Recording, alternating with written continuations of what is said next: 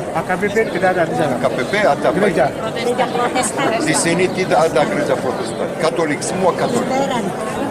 Semua di sini Katolik. Bapak Ibu, 95% gereja-gereja di Tanah Suci Katolik. Aku percaya akan Roh Kudus, Gereja Kristus yang kudus, persekutuan para kudus, pengampunan dosa, kebangkitan badan, kehidupan yang kekal.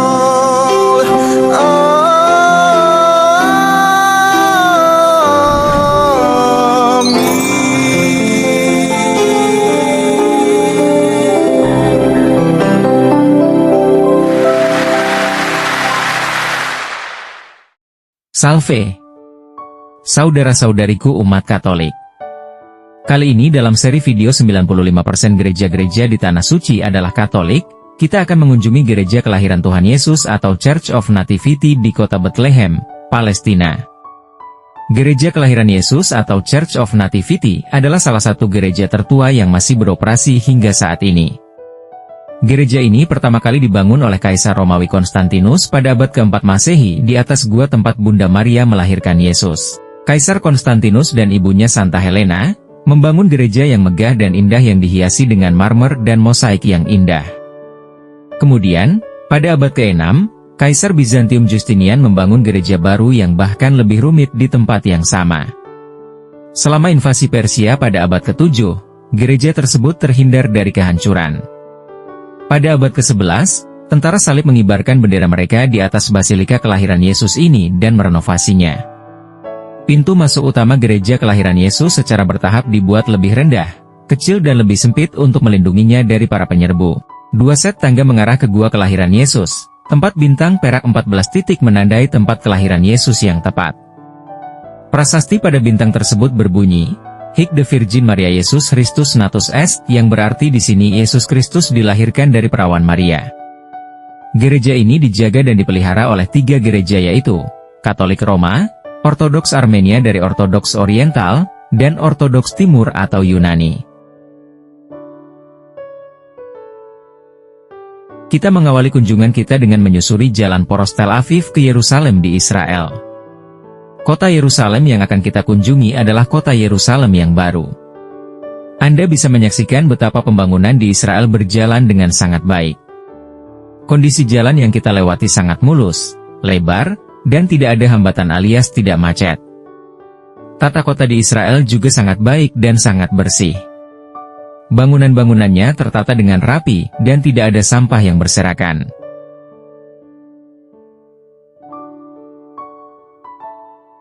Perjalanan kita dimulai dengan melintasi jalan poros yang menghubungkan Tel Aviv dan Yerusalem, 2 kota penting di Israel. Sejak awal perjalanan, kita sudah disuguhi pemandangan yang mengagumkan. Jalanan yang mulus, lebar, dan terawat dengan baik menjadi bukti nyata kemajuan infrastruktur di negara ini. Tidak ada kemacetan yang mengganggu perjalanan kami, sehingga kita dapat menikmati pemandangan di sepanjang jalan dengan nyaman. Semakin mendekati Yerusalem, kita semakin terpukau dengan tata kota yang modern dan bersih. Bangunan-bangunan modern di berbagai sudut kota, namun tetap harmonis dengan lingkungan sekitar.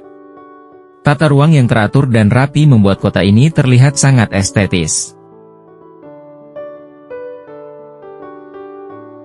Tidak ada sampah yang berserakan di jalanan, sehingga udara terasa segar dan lingkungan pun menjadi lebih asri.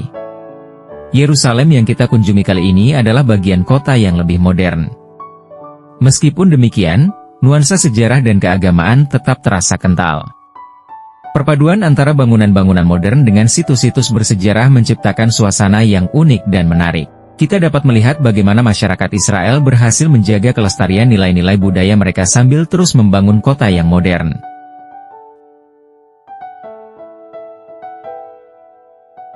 Sepanjang perjalanan, kita dapat menyaksikan betapa pesatnya pembangunan di Israel. Proyek-proyek infrastruktur besar terus dilakukan untuk meningkatkan kualitas hidup masyarakat.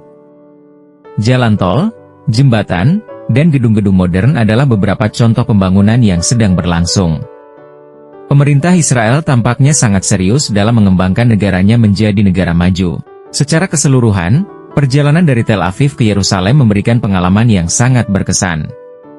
Keindahan alam, tata kota yang modern, dan semangat pembangunan yang tinggi membuat negara ini layak untuk dikunjungi. Israel telah membuktikan bahwa dengan perencanaan yang matang dan semangat kerjasama yang tinggi, sebuah negara dapat berkembang dengan pesat.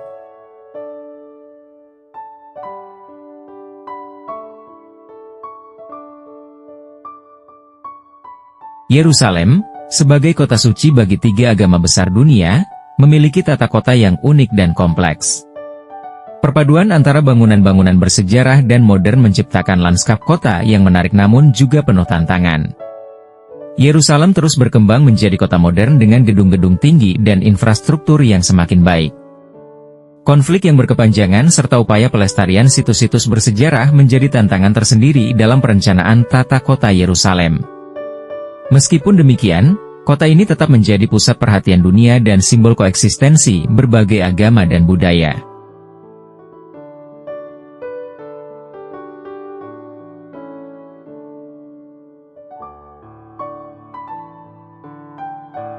UNESCO, atau United Nations Educational, Scientific and Cultural Organization, memiliki peran yang sangat penting dalam pelestarian situs warisan dunia, termasuk di Yerusalem. Organisasi ini bertanggung jawab untuk melindungi dan melestarikan warisan budaya dan alam yang memiliki nilai universal yang luar biasa bagi umat manusia. Pendaftaran sebagai situs warisan dunia. UNESCO telah mendaftarkan kota tua Yerusalem dan tembok-temboknya sebagai situs warisan dunia. Pencatatan ini memberikan pengakuan internasional atas nilai universal luar biasa dari situs tersebut dan mewajibkan Israel untuk melindungi dan melestarikannya. Pemantauan dan evaluasi. UNESCO secara berkala memantau kondisi situs warisan dunia dan mengevaluasi upaya pelestarian yang dilakukan oleh Israel maupun Palestina. Jika ditemukan pelanggaran atau ancaman terhadap keaslian dan integritas situs, UNESCO dapat mengambil tindakan, seperti memasukkan situs tersebut ke dalam daftar warisan dunia yang terancam. Bantuan teknis dan keuangan. UNESCO juga memberikan bantuan teknis dan keuangan kepada Israel maupun Palestina untuk mendukung upaya pelestarian. Bantuan ini dapat berupa pelatihan, studi kelayakan, dan pendanaan proyek-proyek konservasi. Kerjasama internasional. UNESCO memfasilitasi kerjasama internasional antara negara-negara untuk melindungi warisan budaya. Melalui berbagai program dan proyek, UNESCO mendorong dialog dan pertukaran pengetahuan antara para ahli dari berbagai negara.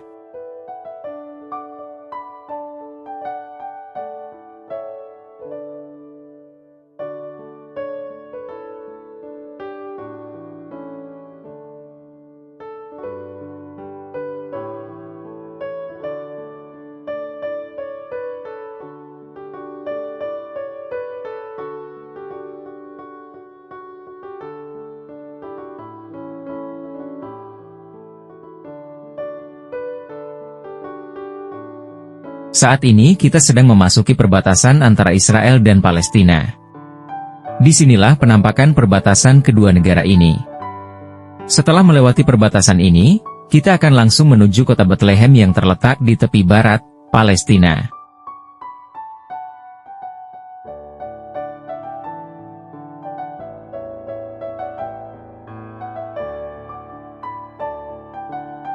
Nah, sekarang kita sudah berada di negara Palestina, tepatnya di kawasan tepi barat. Kita akan langsung menuju ke kota Bethlehem, yaitu kota kelahiran Tuhan Yesus. Bethlehem, kota suci yang dikenal sebagai tempat kelahiran Yesus Kristus, mengalami transformasi signifikan dalam beberapa dekade terakhir. Sebelumnya berada di bawah kendali penuh Israel sebagai bagian dari wilayah yang diduduki, Bethlehem secara bertahap mengalami perubahan status menyusul perjanjian Oslo. Pada tanggal 21 Desember 1995, sebagai hasil dari perjanjian tersebut, Bethlehem secara resmi diserahkan kepada otoritas Palestina. Peristiwa bersejarah ini ditandai dengan perayaan Natal yang dihadiri oleh pemimpin Palestina, Yasser Arafat, bersama keluarganya, yang menjadi simbol harapan baru bagi masyarakat Palestina. Inilah suasana kota Bethlehem di daerah tepi barat, Palestina. Bisa Anda lihat bahwa suasana di sini sangat ramai namun tetap aman dan teratur. Distrik Bethlehem, yang dihuni sekitar 210.000 warga Palestina, termasuk kota Bethlehem, yang berpenduduk 32.000 jiwa. Kota-kota besar lainnya adalah Beit Jala dan Beit Sahor, serta sekitar 30 desa dan 3 kamp pengungsi. Meskipun penduduknya mayoritas beragama Kristen pada setengah abad yang lalu, kini mayoritas penduduknya beragama Islam, namun umat Kristiani masih hadir di sektor-sektor ekonomi utama. Hampir seluruh penduduk Bethlehem memiliki kewarganegaraan Palestina. Sektor pariwisata menjadi tulang punggung ekonomi Bethlehem. Gereja Kelahiran Yesus atau Church of Nativity merupakan salah satu situs suci paling penting bagi umat Kristen, menarik jutaan peziarah setiap tahun. Namun, konflik politik di kawasan tersebut seringkali mengganggu industri pariwisata.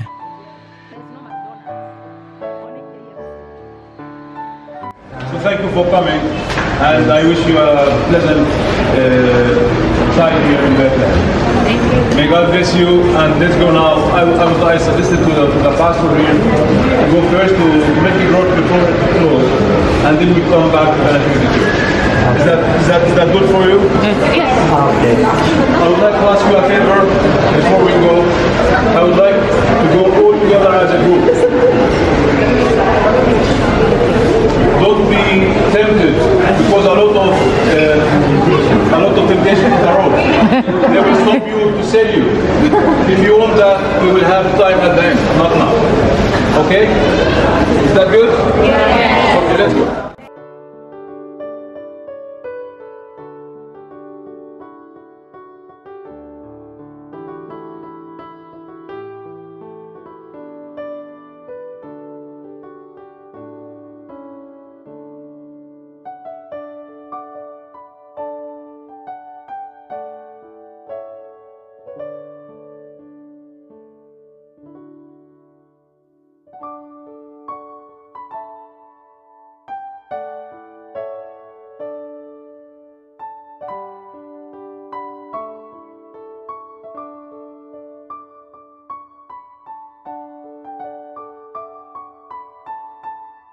Guys, ada penampakan Starbucks di Palestina. Mereka normal-normal aja buka di sini ya. Coba perhatikan di seberang jalan sana sebelah kanan. Itu kan Starbucks. Starbucks tetap buka di tepi barat Palestina guys. Ini maknanya apa bagi kalian? Coba renungkan sendiri. Where do you come from? From Kenya. Wow. Yes. Swahili. Swahili. Yes.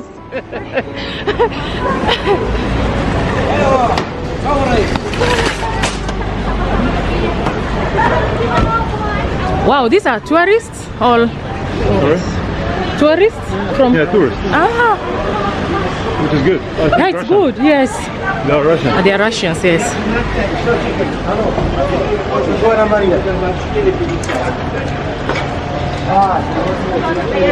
In a manger square hotel.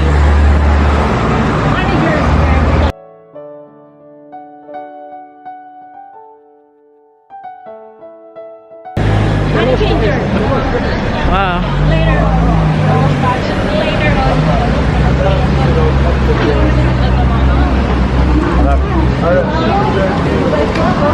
Ah, it's the same. It's the same road. Yeah. Nativity and Milk Grotto. Yeah, that's right. What happened? All our food goes down. We walk faster. What is that church there? It's for the Syriac Orthodox. Ah, Syrian Orthodox.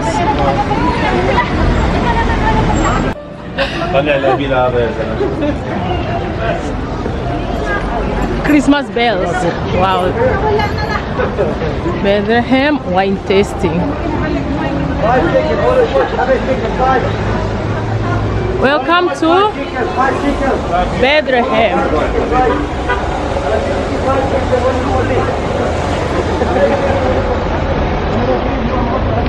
This is a church, Nativity, Church of Nativity,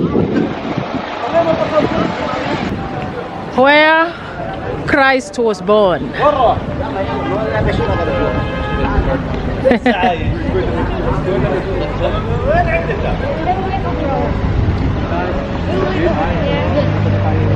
Because Filipinos afraid of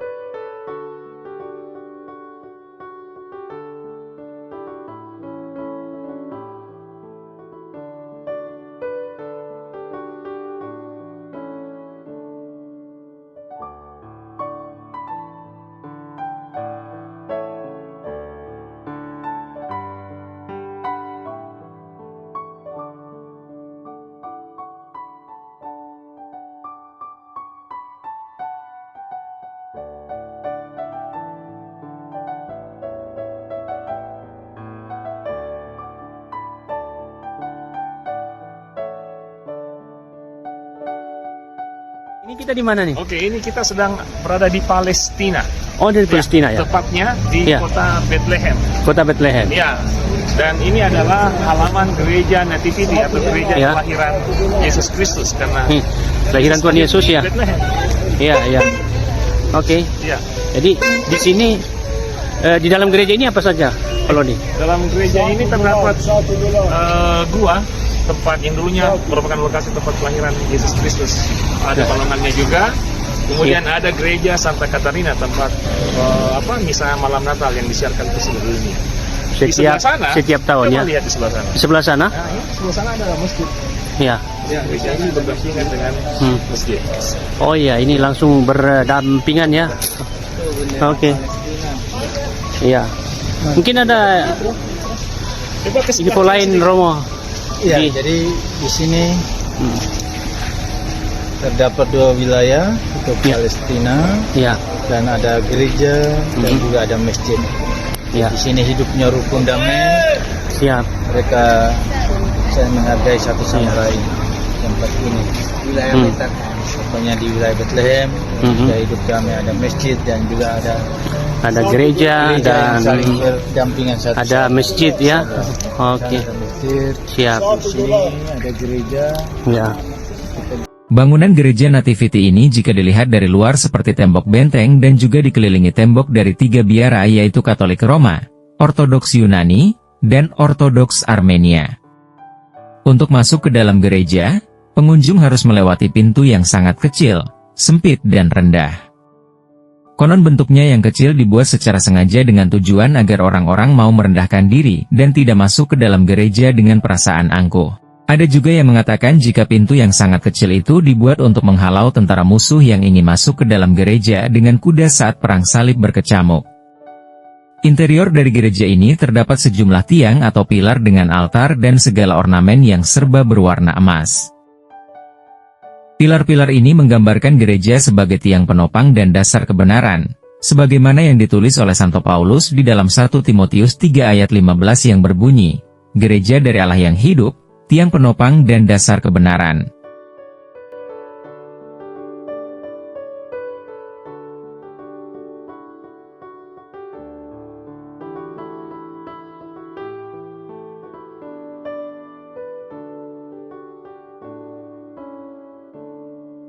Go to visit the place of birth, our Savior Jesus Christ.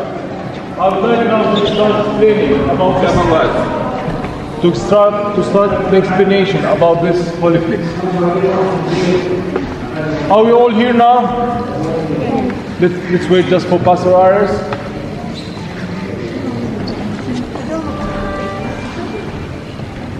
The first question to everybody.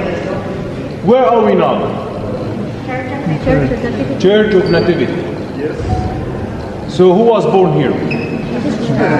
Are you sure about that? Yes, Why? What evidence have you got?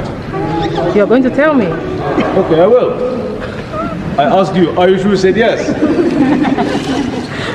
Because I read about it. In the beginning, I started telling you about the myth brought to that we were not sure, right? Do you remember? But here, of course, it is completely different. We are sure. 99.99% about the exact place. If he was born in Bethlehem, we are sure about that. But we are saying about the spot, about the star. Now we are going to see a star made by 14 points. Why 14? it reminds us about the 14 generations from Abraham to David, from David to the exile in Babylon, from the exile to Saint Joseph, 14, 14, 14. Do you remember that? So that's a connection to say all the Old Testament were completed by the birth of Jesus Christ here in Bethlehem. And then they made also 14 stations of where the cross in Jerusalem. Number 14, it is the resurrection of Jesus Christ. So that means not only the birth, but the resurrection, which our faith was based on. Right? Yeah. So why are we sure? 135 AD, that was the time of the Roman persecution of the people who were living here. That was the time of Adrian, the empire Adrian, a Roman empire, who was living here, and of course he was persecuting the Christians and the Jews and all the people who were not Christians or Jews. He was not happy at all about the Christians who were commemorating the birth of Jesus Christ over here. So he arrived here and he decided to build a paganism temple in the exact place where those Christians were commemorating the birth of Jesus Christ. And he thought by building that temple, the coming generations would forget, because he thought the coming generations would say, it is a paganism temple, of course, nothing to do for the Christians, right? Yeah. That's what he thought. But he never expected that the local Christians in this area would see the paganism temple in a different way. They started saying, the paganism temple which was built by Adrian, that means exactly where Jesus Christ was born.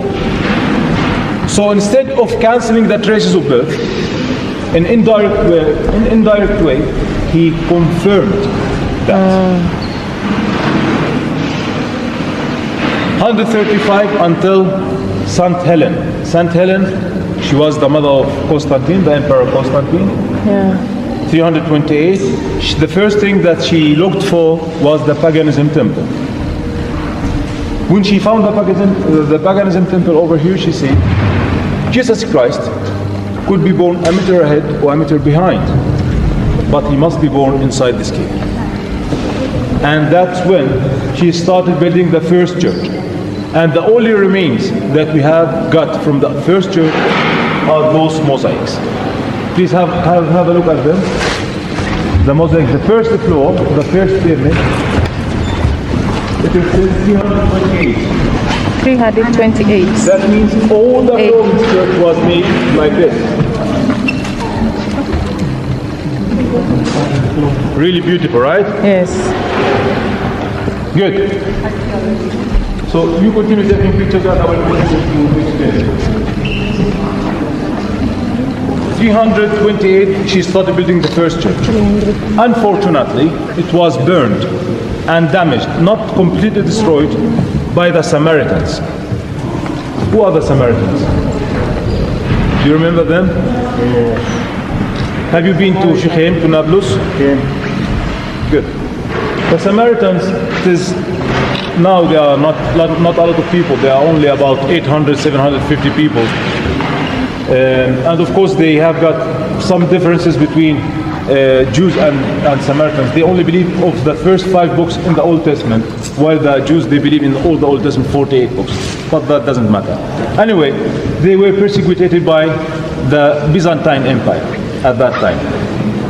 And they arrived from Shechem, from Nablus to here, and they burned this church. It was not completely damaged, destroyed, but was burned. And it was rebuilt again by Justinian. This church is also called the Justinian Church, because all what you see now comes back to 562. Original church, never been destroyed, never been changed, or never been abandoned by the Christians. From 562 it is the same, and the very same church. Wow. And that's why it's considered to be the oldest church in the Holy Land. Wow. At the difference, all the other churches in the Holy Land were almost completely destroyed by the Persians in 614. When the Persians arrived here and they destroyed most of the churches, except for this one. Why? There's a reason. The tradition says on the facade of the church outside there was an image of Melchior, Balthasar and Gaspar. Who are they? Who are they? The three kings. And in the Bible we just heard that they came from the east. So most probably they were from Persia as well. Yeah. Persia, Iran, Babylon, all Yes. that area. Yes. And if there was an image, that means they were painted in their traditional clothes. The Persian soldiers, when they arrived here and they recognized their kings, they said, this place was visited by our kings. And that's what happened. This place was saved. At a difference of all the other churches in the Holy Land. All the other churches were completely destroyed. 638, the Muslims arrived. The Muslims all over the world, they do believe on birth of Jesus Christ. Omar, who was the leader, he wanted to pray inside the church to honor the birth of Jesus Christ. So he prayed, and there was a small mosque at the right corner over there. 1099, the Crusaders arrived. They changed the power another time. The authority came from the hands of the Muslims to the hands of the Crusaders, in brackets Christians. Finished the first crusade, and then they arrived the Muslims another time.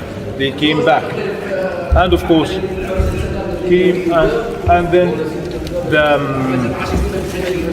Mamluks, they were from Egypt and from Syria until the Ottoman Empire, until 1517. 1517 until 1917, for 400 years, we have got the Turks, the Ottoman Empire in this area. I'm not going to tell you the details, but the most important thing that happened to this church during these 400 years was called the status quo. Please pay attention now. Okay. Status quo, that means three important churches were divided between three important kinds of Christians in the Holy Land. The three important churches are the Nativity Church, the first one, the Holy Sepulchre in Jerusalem, and the Assumption of Virgin Mary, just close to the Gethsemane Church, the Dormition, which is called. Why these churches? Because they believe that these churches are the most important churches in the Holy Land. And who are the three communities who wanted to have their side, their pieces in them? First, the Greek Orthodox, with the biggest portions in all these churches.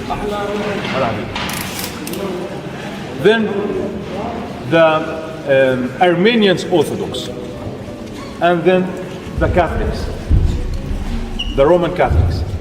So, as for this church, how it was divided.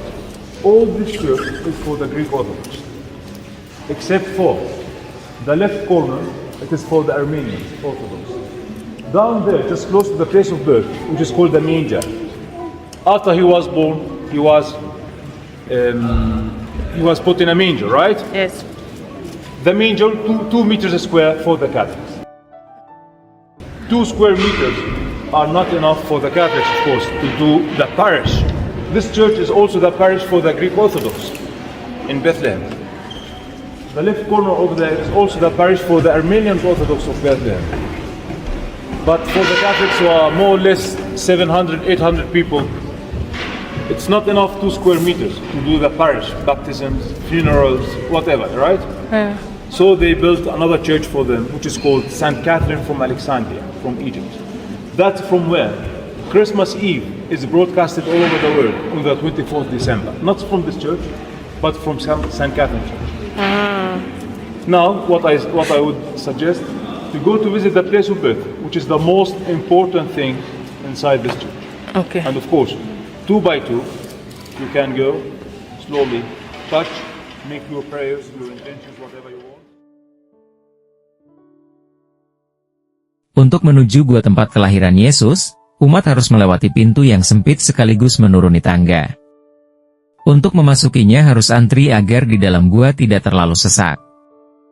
Umat biasanya menyanyikan lagu Adeste Fideles atau Hai Mari berhimpun ketika menuruni tangga ini. Suasana menjadi hening seketika saat satu persatu umat memegang dan mencium bintang perak yang bertuliskan dalam bahasa Latin, Hic de Maria Virgine Iesus Christus Natus Est, yaitu berarti, disinilah Yesus Kristus anak perawan Maria dilahirkan.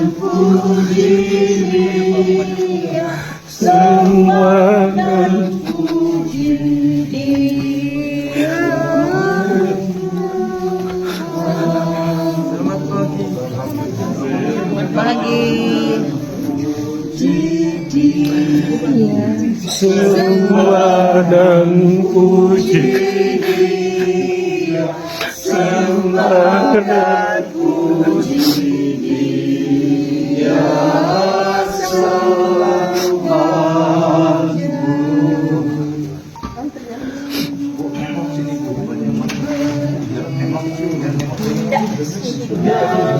Sukari Taimah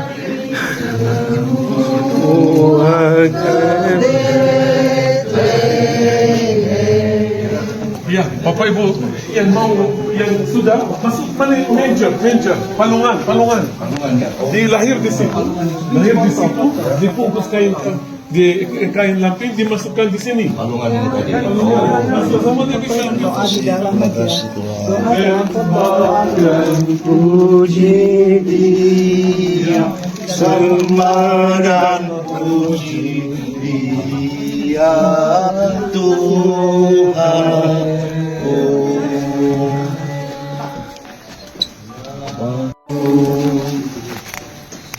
Awas Pak. Ini bisa Yes. Nanti tolong bantu nih. Siapa yang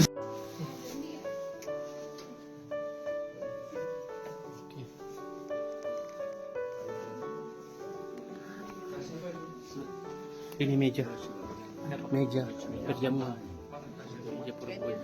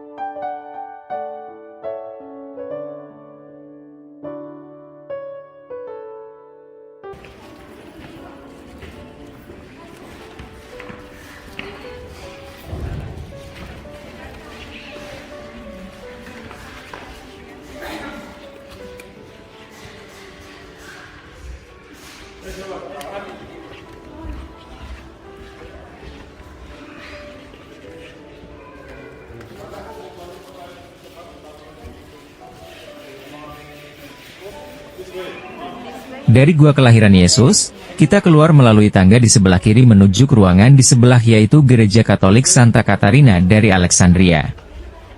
Misa Natal setiap tahun di Bethlehem dirayakan dan disiarkan ke seluruh dunia melalui gereja ini.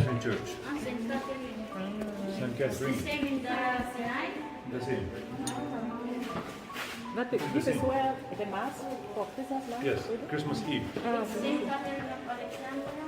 Of Alexandria, that's right. In our town, that's our also. Really? Wow. What? We are very lucky. Saint Catherine Church.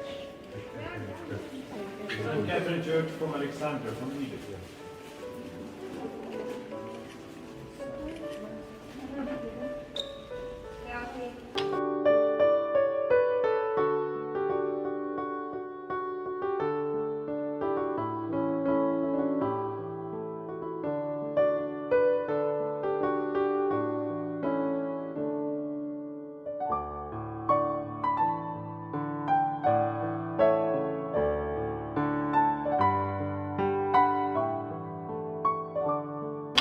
Dari gua di bawah gereja, umat dapat kembali menyisir sejumlah anak tangga menuju ke gereja Santo Hieronymus, seorang pujangga gereja.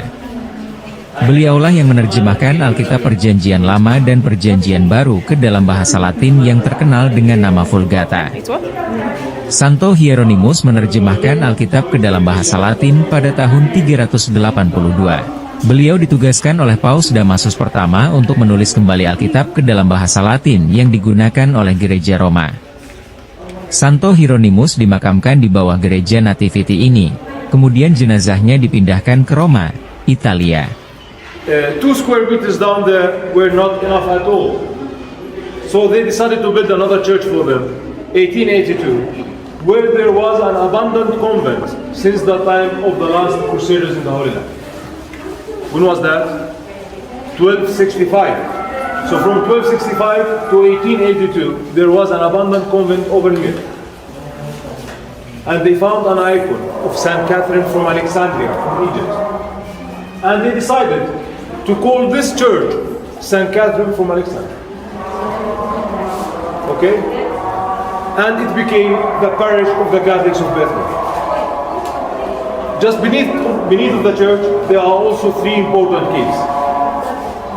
The first one is for Saint Jerome. Please have a look over here. Can you see this statue? It is Saint Jerome, who lived exactly here from 384 until his death, 420. 34 years of his life to translate the Holy Bible. All the Old Testament, 48 books. All the New Testament, 72 books, from Aramaic, Hebrew, and Greek into Latin, which was called the Vulgate. Why? Because the Latin language at that time was much easier to everybody to understand than Aramaic, than Hebrew, than Greek. So we said, and the church said, Christianism was born again by the translation of Saint Jerome. Because everybody could read the Bible. And why it's called the Vulgate? Because it was written in the spoken language. Wasn't made perfect. It was made like this.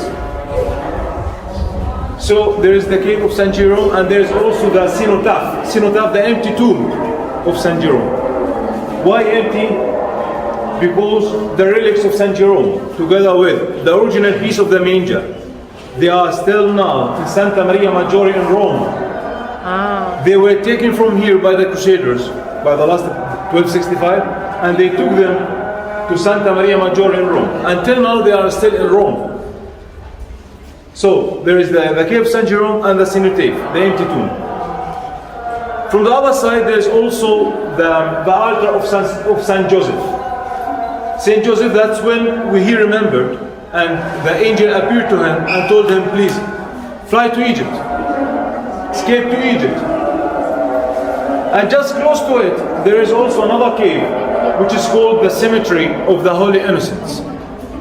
All the children who were killed by Herod the Great. There are more or less 35-40 tombs for the children who were killed by Herod the Great over here. Just for your imagination and for your knowledge, St. Catherine Church, which is modern, 1882, and there is the cave of Saint Jerome since 384, the altar of Saint Joseph, and the cemetery of the Holy Innocents. Good? Yes. Any question? Was all clear? Yes.